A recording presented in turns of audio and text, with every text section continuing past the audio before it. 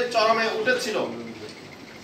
গণপরিবহনগুলোতে ঈদকে কেন্দ্র করে অতিরিক্ত ভাড়াদায়ী নৈরাজ্যের কারণে বাসের ছাদে, ট্রেনের ছাদে, খোলা ট্রাকে পণ্যবাহী পরিবহনে যাত্রী হিসেবে জীবনের ঝুঁকি নিয়ে দরিদ্র লোকজন ঈদে বাড়ি যেতে হয়েছে। ঈদ যাত্রা শুরুর দিন 4 এপ্রিল থেকে ঈদ শেষে কর্মস্থলে ফেরা 18 এপ্রিল পর্যন্ত বিগত 15 দিনে 399টি সড়ক দুর্ঘটনা সংঘটিত হয়েছে। এতে 407 জন নিহত হয়েছে, 1398 জন আহত হয়েছে। বিগত 2023 সালে ঈদুল ফিতরে 304টি সড়ক দুর্ঘটনা সংঘটিত হয়েছিল। এতে 328 জন নিহত হয়েছিল, 565 জন আহত হয়েছিল। বিগত ঈদুল ফিতরের সাথে তুলনা করলে এবারের ঈদের সড়ক দুর্ঘটনা 31.25%, প্রাণহানি 24.08% এবং আহত 147.43% বেড়েছে। প্রতিবেদনে দেখা গেছে বরাবরের মতো এবারও দুর্ঘটনার শীর্ষে রয়েছে মোটরসাইকেল।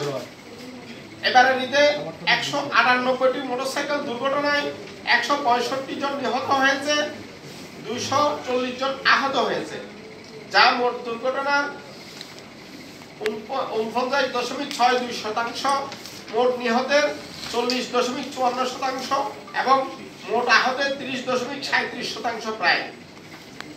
একই সময়ে সড়কে দুর্ঘটনায় আক্রান্ত 87 জন চালক, 31 জন পরিবহন শ্রমিক, 40 জন পথচারী, 75 জন নারী, 47 জন শিশু, 27 জন শিক্ষার্থী, 8 জন আইন শৃঙ্খলা রক্ষাকারী বাহিনীর সদস্য, 4 জন শিক্ষক ও 1 জন রাজনৈতিক দলের নেতা, 1 জন বীর মুক্তিযোদ্ধা, 2 জন চিকিৎসকের পরিচয় সংবাদপত্রে প্রকাশিত হয়েছে। বাংলাদেশ যাত্রী কল্যাণ সমিতির সড়ক দুর্ঘটনা মনিটরিং সেলের সদস্যরা বহুল প্রচারিত ও বিশ্বাসযোগ্য জাতীয় দৈনিক এবং জাতীয় আঞ্চলিক গণমাধ্যমে প্রকাশিত সংবাদের পাশাপাশি জাতীয় অর্থোপেডিক হাসপাতাল ও পুনর্বাসন কেন্দ্র পঙ্গু হাসপাতালের সড়ক দুর্ঘটনায় আহত 658 জনের মধ্যে যাচাই বাছাই করে 608 জন আহত রোগীর তথ্য নিয়ে এই প্রতিবেদন তৈরি করা হয়েছে।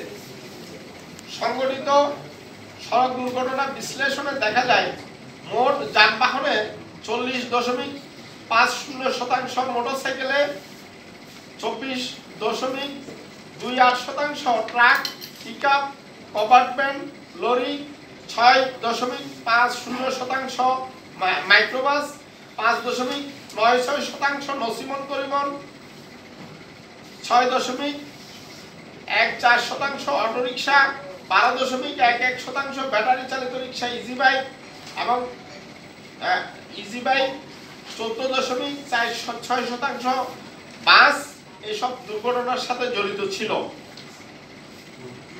সংঘটিত দুর্ঘটনা 26.31%, মুখোমুখি সংঘর্ষের ঘটনা 47.11%, পথচারীকে গাড়ি চাপা দেওয়ার ঘটনা 22.55%, নিয়ন্ত্রণ হারিয়ে খাদে পড়ার ঘটনা 0.50%, ট্রেন যানবাহন সংঘর্ষের ঘটনা এবং 0.50% চাকায় ওড়না পেঁচিয়ে 3% অন্যান্য অজ্ঞাত কারণে এসব দুর্ঘটনা সংঘটিত হয়েছে।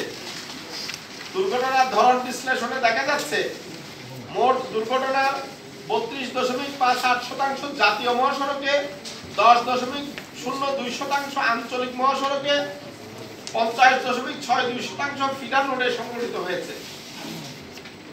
এছাড়াও সারা দেশে সংঘটিত মোট দুর্ঘটনা 6.01% ঢাকা মহানগরীতে, 0.25% চট্টগ্রাম মহানগরীতে এবং 0.50% রেল ক্রসিং এর সাথে সংঘটিত হয়। সড়ক, রেল ও নৌপথে গত 15 বছরের ধারাবাহিক উন্নয়নের ফলে সড়কের অবকাঠামো ভালো হওয়ায় যানবাহনের গতি বেড়েছে। গতিকে নিরাপদ করার মতো আইনি কাঠামো, দক্ষ চালক, মানসম্মত যানবাহনের অভাব রয়েছে। আইন প্রয়োগে দুর্নীতির কারণে জাতীয় মহাসড়কে ফিটনেসবিহীন যানবাহন, নিষিদ্ধ থ্রি হুইলার, ইজি বাইকের মতো যানবাহন অবাধে চলাচল করেছে। এছাড়াও ছোট ছোট যানবাহন, মোটরসাইকেল, অটোরিকশা, ইজি বাইক অস্বাভাবিক হারে বেড়ে যাওয়ার কারণে সড়কে বিশৃঙ্খলার পাশাপাশি পাল্লা দিয়ে বাড়ছে সড়ক দুর্ঘটনা।